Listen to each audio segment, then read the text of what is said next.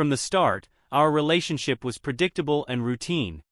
Amy and I met at a work event, bonding over shared experiences with life, marriage, and navigating blended families. When we got married, it felt like everything fell into place. We both had kids from previous relationships, so building a family took some work, but we managed, or so I thought. As time went on, we settled into a routine of raising the kids and focusing on our careers. Life had its challenges, but we always made time to catch up over dinner, even after the kids moved out. We had a life filled with shared responsibilities, vacations, and support for each other's struggles. Everything seemed fine. Until the night Amy confessed. It was a typical evening, just the two of us having dinner. I'd made stir-fry since she was late from a school event, which was unusual. We always had dinner together, a tradition we kept to stay connected. Halfway through refilling my coffee, I realized I hadn't fully heard what Amy had just said. She was staring at me, waiting for my response. "What?" I asked, confused. "I don't get it." "You're what?" "I've been seeing Cody," she said quickly. "The new gym teacher at school, Cody Bakerfield." "You've met him?" "I know who Cody is," I replied, feeling uneasy. "So you're seeing him? What does that mean?" Amy sighed. "We'd become friends. I'd been having lunch with him, and after school we've been going out sometimes." "Going out?" I asked, baffled. "Are you having an affair?" "Yes," she said, watching me closely. I stared in disbelief. "Yes, what?" "You're having an affair?" "Yes," she repeated, nodding solemnly. "Cliff, I'm telling you because I love and respect you. I always have." "Respect me? Love me?" I gasped. "It's true," she insisted. "You've always been my number one. Marrying you was the best thing that ever happened to me. I love you so much. I just couldn't keep seeing him without telling you." I stared at her, hoping this was some kind of joke. Amy loves me as much as I love her. She couldn't really be having an affair. But she didn't take it back. I was lost. "I don't even know what to say, Amy. I'm so confused." "Don't feel bad, Cliff," she said. "Yes, I've been seeing Cody, but he's just a friend. I don't love him. It hasn't changed anything between us." I clenched my jaw, still in shock. "How can you say you love me?" "I do love you," she insisted. "We have a great marriage and I'll always value that. But I need other male friends too." "I've never had a problem with your male friends," I replied.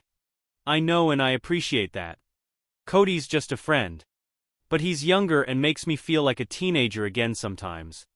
"Stop," I shouted. My patience snapped. "I don't want to hear the details of your affair. Spare me." Amy, seeing my anger, softened her tone. "I'm sorry, honey, I just wanted to be honest. Yes, I'm seeing Cody, but no one knows. We've been careful. And that's supposed to make me feel better? I know it doesn't. I just want you to understand, Cliff. Cody will never replace you. He's just a fun distraction. I didn't mean to hurt you.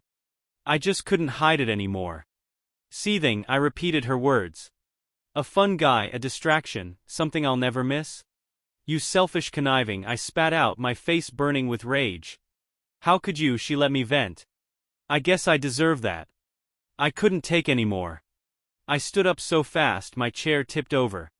Without a word, I stormed out of the room. "Where are you going, Cliff?" Amy called. "Don't leave, please." "I need to think," I shot back. "Give me a minute." I walked out the back door, leaving her behind. I stormed out onto the deck, furious and trying to catch my breath. An affair? She's cheating on me. The disrespect made my blood boil. I pounded the railing, trying to calm down. I'm usually pretty level-headed, but hearing my wife talk about her infidelity was pushing me over the edge. For years, I'd relied on my calm demeanor as an accountant, keeping cool even with anxious clients. But this was personal. My wife of over 20 years was telling me she was seeing a younger guy from work. I'd met that guy, Cody, at a school event.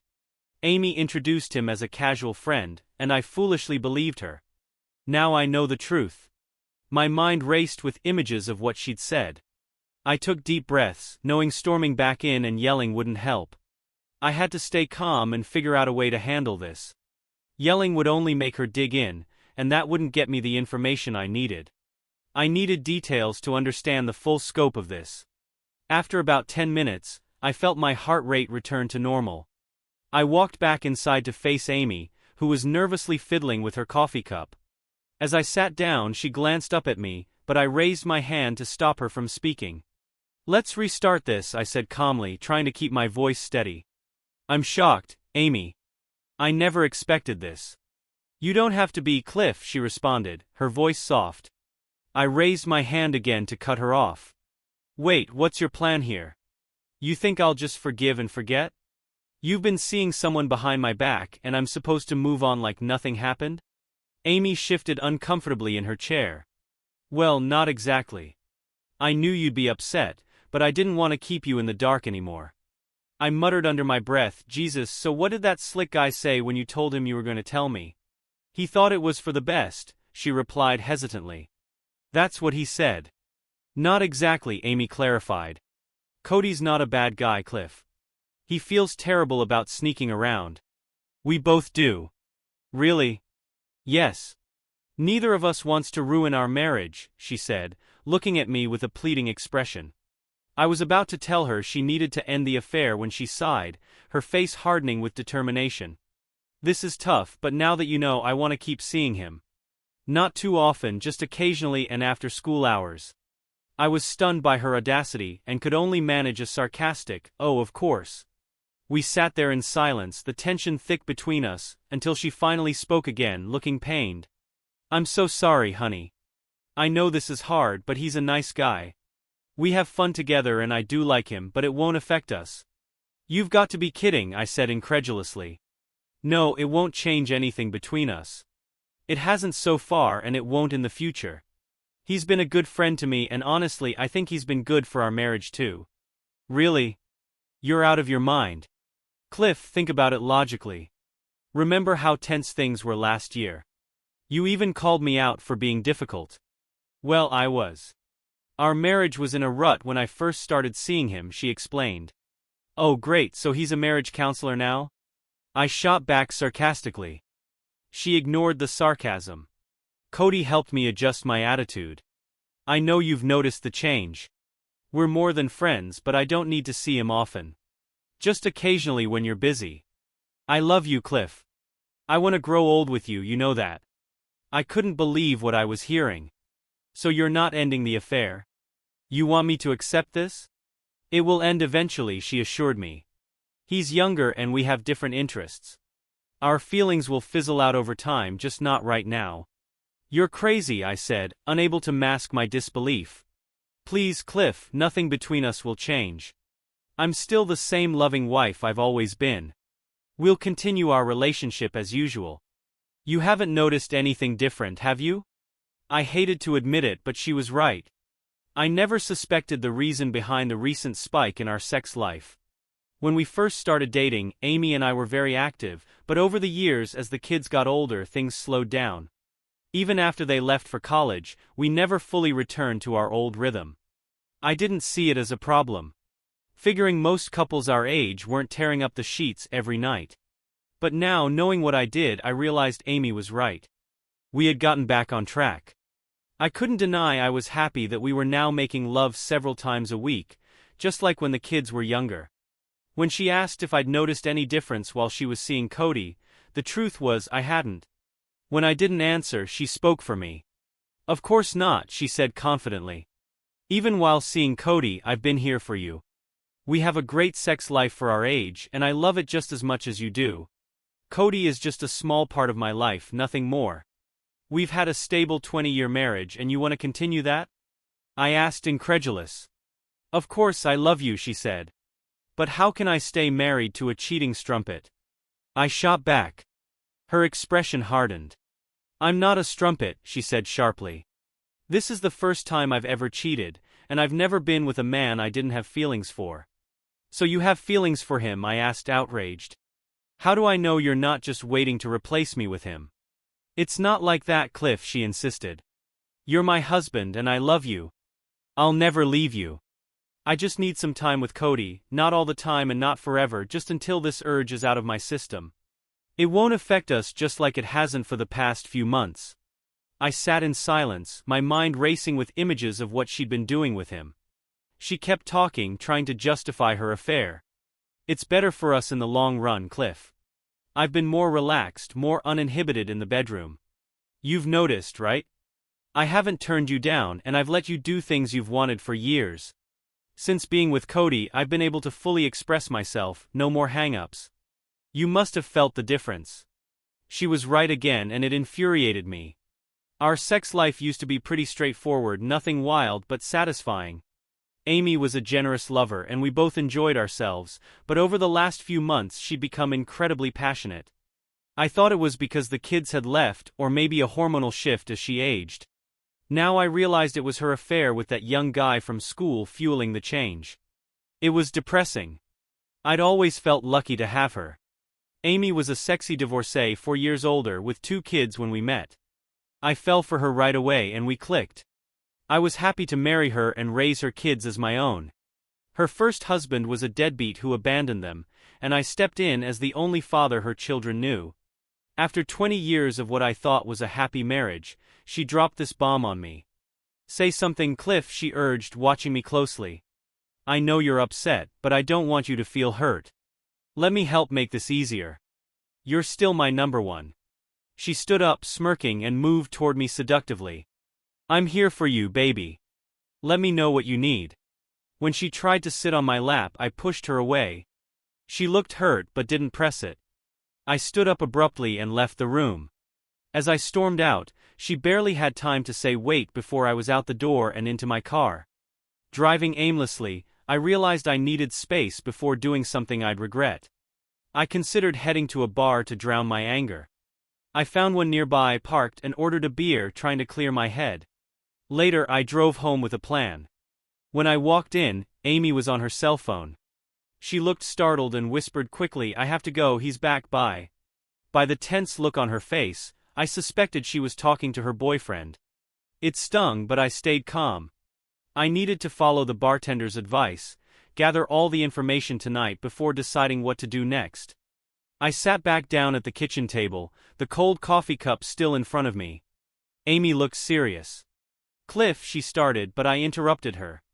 Hold on, I think I need to know how this affair started. Maybe it'll help me process this. So how long, Amy? How long have you been breaking our vows? She sighed, not long. We've been friends for a while, but it only turned physical a few months ago. She explained how Cody made her feel special and helped her explore her sexuality. She seemed relieved as she shared. So what now, I asked. You've been lying and cheating for months. How am I supposed to feel? You've been with a guy barely older than our kids and I had no clue. You expect me to applaud your secrecy? No, Cliff, she said, reaching for my hand. I tensed but didn't pull away. I'm ashamed for deceiving you. I hated lying to you, but we were careful. I didn't want you to find out. Cody never pressured me. He was okay with seeing me occasionally and didn't want to ruin our marriage. That clearly changed, I said bitterly. Amy squeezed my hand. No matter what, I love you. Cody's a good guy, but he could never replace you. I told him we'd never be more than friends with benefits, and he agreed. We were discreet, even having lunch with other co-workers to avoid suspicion. No one ever knew. I'm sure you were a clever cheater, I snapped. Amy gave me a sad nod. On the outside, I was the faithful wife with a great job and friends. Inside, I was lying. I always saw myself as honest, but this affair made me hate myself. Our marriage is precious to me, and Cody was just temporary. My feelings for him don't compare to what I feel for you. I started to lose my sense of self because of the deceit. The solution is simple. Stop cheating. Yes, but I'm not sure I can right now, she admitted. I'd like to think I could just end it with Cody and everything would go back to normal, but I doubt it. Why? I asked, frustrated. We've built a great life, raised 2 kids, and now have time to enjoy each other. If you love me like you say, giving him up shouldn't be a problem. She exhaled sharply and gave me a worried look. It might have been easy to stop at first, but now I'm not sure. Of course I love you, Cliff, but these past few months have shown me another side of life and I've learned more about myself and my needs. I don't know if I can just go back to how things were even if I wanted to. I've tried to be the same loving wife, but being with Cody has made me see other possibilities. I yanked my hand away, struggling to stay calm. Other options, huh? I snapped. You can't stop screwing him? Is that it? I was good enough to marry and raise your kids, but now some young guy shows up and I'm not good enough anymore? That's not it at all, she said quickly. You've always been the best husband and father I could have asked for, but after so many years of marriage I've changed. We both have. It's just natural, not bad. People evolve. I glared at her, speechless. She continued softly, Cliff, I don't want to hurt you. I know it may not seem like it, but it's true. We're going to stay together and nothing between us will change. I'll make sure of that. I love our life, our marriage, our kids, but I also enjoy this friendship with Cody. He makes me feel things I haven't felt in years. I hope you can understand and love me enough to let me have this. You witch, I whispered under my breath. If she heard, she didn't react. It's not a bad thing, Cliff. I'm always here for you. I just want things to stay as they are a little longer, not forever, just until I'm done with this. Then I'll end it with Cody and be yours completely again. I'm being honest because I don't want any more secrets. If you let me do this, I promise I'll make it up to you. I'll always be a good wife and no one will ever know. Just give me this and I'll reward you for the rest of our lives. This conversation was spiraling. I had started the night feeling great about my marriage and within minutes, I had gone from a happy husband to a miserable, betrayed one. My wife now had a lover, someone younger and no doubt more exciting than me. It took me a few minutes to gather myself. This was a lot to process. I thought I could reason with her, make her end the affair, but it was clear now. She had no plans to stop. She just wanted my permission to keep exploring her feelings. This was classic cheater's nonsense. You've been lying for months and you're so good at it that I never suspected a thing. Now you admit to all the lies and cheating, promising to keep me as your husband, but how can I trust you again? You've lied not only to me but to our kids, our friends, everyone. What's stopping you from changing your mind again? Maybe about Cody or some other guy in the future. Amy sighed in frustration because she knew I was right. She looked at me with teary eyes, wanting to argue but couldn't. I'd never do that and you know it, she finally said. You've got some nerve, I said bitterly. Acting so entitled, throwing your affair in my face. Why shouldn't I just leave you? I don't want a cheating wife. I should divorce you and be done with it. I expected those words to hurt, but Amy's expression softened. She looked at me with unexpected compassion and spoke with a new edge. I know this is hard right now, but divorce? That wouldn't be in your best interest, Cliff. Why? At least I'd have my pride. Her pitying look was infuriating. A divorce would hurt both of us, Cliff. At least I wouldn't have to deal with your affair. That's true, she said calmly. But I don't think you'd be happy with a divorce. Neither of us would. Her gaze locked onto mine. We live in a no-fault state. I'd get half of everything. The house, savings, retirement. And because you adopted Martha and Robbie, you'd have to help with their college costs. Plus there's alimony. Since I don't earn much as a teacher, you'd be expected to support me. It could be a lot. I guess she and her lover had thought this through. So you'd take me to the cleaners, I said flatly. I don't want to, she said. I want to keep living and loving you like before. But if you divorce me, you'll owe a lot. And I'd still be free to see Cody. It'd be better for us to stay married. You'd have me as your loving wife and we can keep having great sex. No one would ever know. I'll always keep you as my number one. Then she added in a sympathetic tone, I'll always be thankful for your open-mindedness about this, and I'll give you whatever you want. I just want some time with Cody. Not much, just a little. The rest of the time I'll focus on making you happy. I was happy before you dumped this on me, I said bitterly. Now I know I'm just a fool, putting up with my unfaithful wife and that idiot you work with. It's not like that, Cliff. I started to walk away and she called out, Wait, don't leave, honey. We need to talk about this more, please. There's nothing to discuss, Amy. You've made your ultimatum. Now I have to decide if I can accept it. There's nothing to worry about, she cried. Nothing between us will change, I promise. I don't want you to think about anything except how much I love you for giving me this freedom. I'll do anything to make you happy. Then end the affair right now. She sighed in frustration, looked down and whispered. I can't do that just yet, honey. I can't stop right now. Then there's nothing more to talk about. This conversation is over. I've heard enough. You've told me how you feel and nothing I say will change your mind. At the same time, I'll never believe another word you say. I'm done trying to reason with a liar and a cheat. I went to the den and turned on the TV. I didn't care what was on. I was still reeling from the conversation. I thought about going to a hotel and leaving without a word. I was so angry. I wanted to hurt her like she hurt me, but I knew walking out and getting drunk wasn't my style. Maybe I'm too rational or too boring to do something reckless. I felt numb and exhausted. It was like a nightmare. How could she do this to me? I watched TV for another hour. A game was on, but I couldn't tell you a single detail. I heard her leave the kitchen. At some point, the sliding glass doors opened and closed when she went onto the back deck. I guess she was calling someone for privacy, probably her boyfriend telling him how our talk went. She came back in a while later and entered the den. I was in the recliner, so she couldn't sit next to me. She stood close watching me. Are you okay, Cliff? She asked sweetly. I know this is a lot to take in, honey, and I want to help you. I glanced over and saw her give me a strange smile. Do you want to talk more or do you want to go to bed? She asked. You know I'll do anything to make you feel better. I really want to. I was disgusted. Offering me Zex to ease my pain. Pity Zex for her poor old husband. Probably her boyfriend's idea.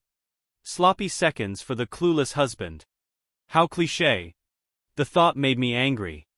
I ignored her offer and went upstairs to bed. I was furious with my wife and considered sleeping in the guest room, but I decided she was the one who should leave. Why should I give up my bed? I got undressed quickly and climbed into bed. A few minutes later, Amy came in. She saw I was already under the covers. So she went to our bathroom and changed into a Zexy nightgown she knew I liked. She turned off the light and slid into bed without a word, moving toward me. Knowing she was cheating, I had no intention of being physically engaged with her. I turned on my side, away from her, hoping she'd get the hint. But she moved closer, tried to spoon me and reached for my chest to turn me toward her. I pushed her hand away. Wanna fool around, honey? She whispered softly. Suddenly, a disgusting image came to mind. I pictured my slender 51-year-old wife in Cody's bed, lying on her back, getting vigorously screwed. I imagined her grabbing him and smiling as he took what was once mine. Without turning, I pulled her hand off me and said, "Never again." But honey, I know you're upset. I just wanted to. I flipped over and glared at her. She pulled back, startled by the anger in my eyes. Even in the dark, I'm sure she could sense my resentment. Of course I'm upset, damn it, I spat. I just found out I've been a fool for months. If you need Zex so badly, go call Cody. I'm sure your young stud can handle your needs. Amy was shocked. I don't think she expected me to reject her like that. I stared at her for a moment, then turned back toward the wall. She didn't say a word and didn't bother me anymore. I had a hard time falling asleep and I knew she did too. The next morning I woke up before the alarm. I barely slept and was still bitter about the conversation. Amy was in bed but she wasn't asleep. I took a quick shower and when I came out, she had already left the room. She had to be at school an hour earlier than I did. I've always been an early riser, even though I didn't need to get up early. I used to get up before her and sometimes make breakfast. Not anymore. Not after finding out she was screwing that idiot. I got dressed and cleaned up faster than ever. When I left the room, I saw her downstairs in the kitchen, making breakfast for a change. "Good morning, Cliff," she called out sweetly. "I've made bacon and eggs for you and there's toast too. Want some coffee, dear?" I ignored her greeting and her offers. To hell with her and her boyfriend. Without even glancing her way, I walked straight out of the house. "Cliff, wait, please." I heard her shout as I slammed the door, got in my car and sped down the street. At work I tried to focus but I couldn't get her and that young idiot out of my head. I couldn't concentrate all day. Amy called me several times. I didn't answer, letting her messages go to voicemail and deleted them without listening. She sent me some cute texts which I skimmed before deleting them too. With all the calls and texts, I couldn't stop thinking about her. I made several careless mistakes while reviewing work and decided to take the afternoon off. I called a lawyer for a consultation. He was an older guy and saw me right away.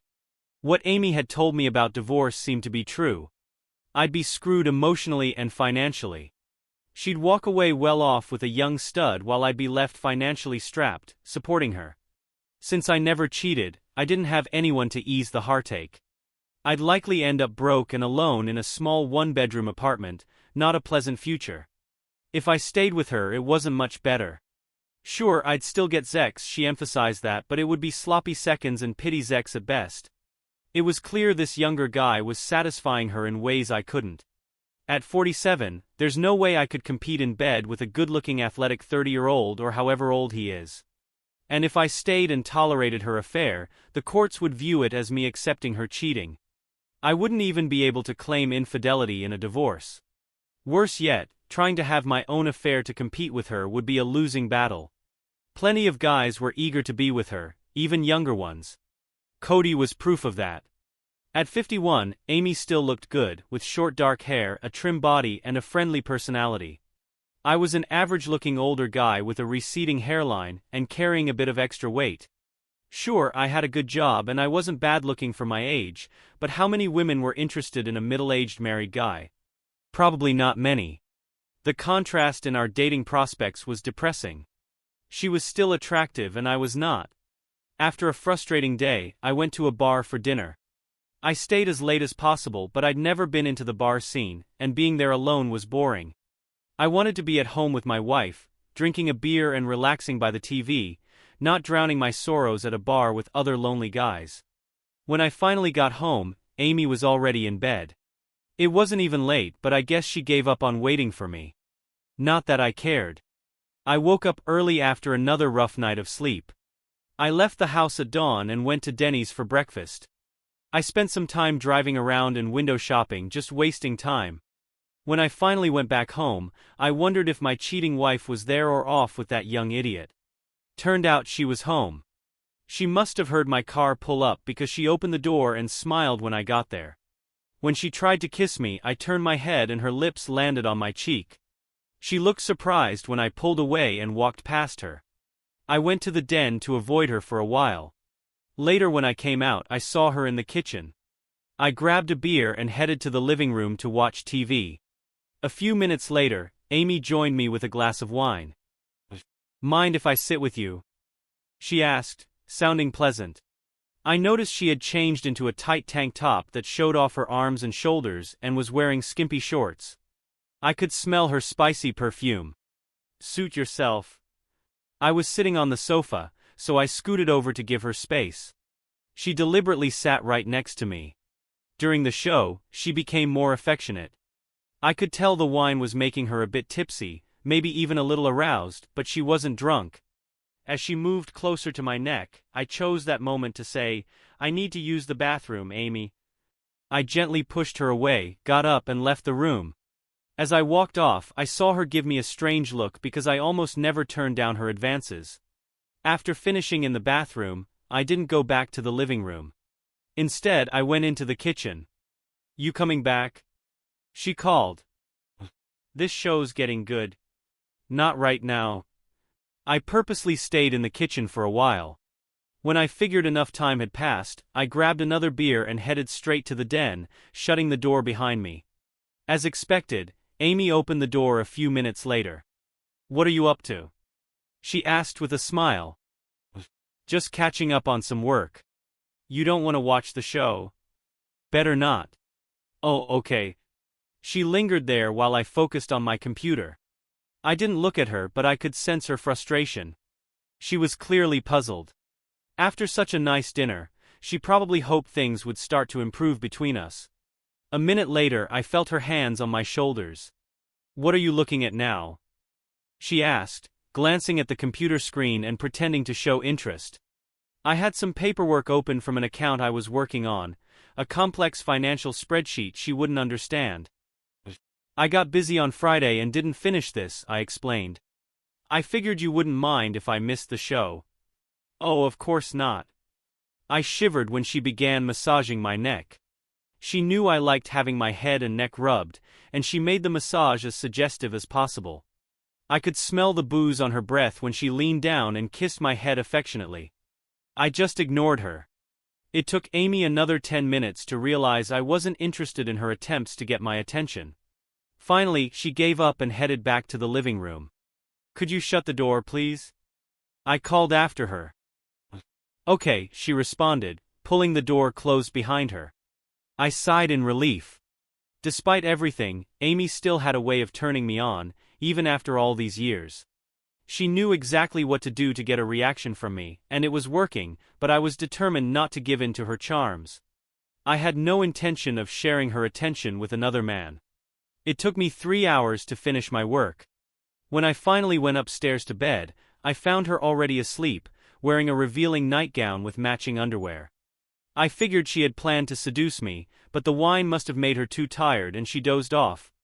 Sunday morning I got up before Amy and avoided her all day, just like I had the day before. On Monday her car wouldn't start, so I had to drive her to school. She asked if I could pick her up afterward. Throughout the day I got several calls from her school. I figured she wanted to tell me she'd arranged a ride home, probably with her boyfriend. I ignored the calls.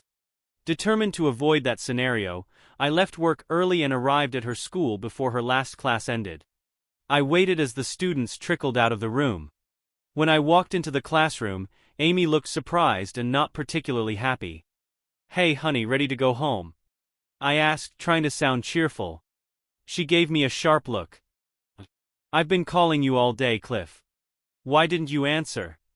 "Sorry, I was busy," I replied nonchalantly. "I wanted to tell you I already arranged a ride home." "Oh, really? Well, no matter. I'm here now, so let's go," I said, brushing off her irritation. At that moment, a tall, athletic guy with dark hair walked into the room, moving confidently toward my wife like he expected her to greet him. I recognized him immediately. Her boyfriend, Cody. I'd seen him before, but hadn't paid much attention at the time.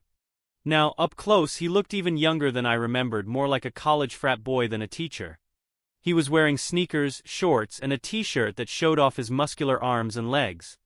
He was an a-hole, but I could see why Amy was attracted to him.